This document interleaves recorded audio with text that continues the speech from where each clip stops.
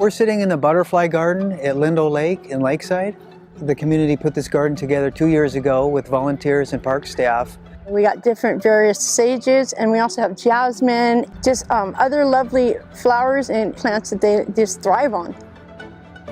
Butterflies lay eggs, they turn into caterpillars, they eat the plant, then they cocoon and turn into a butterfly, and the cycle continues on and on.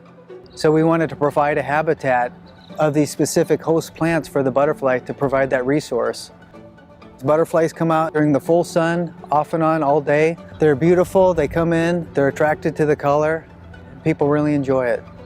They can't believe that we have this feature here in the butterfly garden. People who have come here for 10 years go, we have a butterfly garden, so this is something new.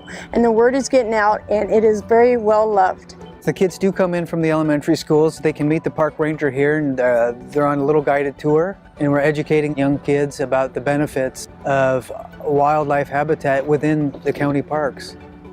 The lake does provide a good water resource. It is very beautiful, but yes, the pollinators do need water. It is nice to have the lake here to attract more birds, plants, hummingbirds, bats, which is all beneficial to the natural cycle of the ecosystem.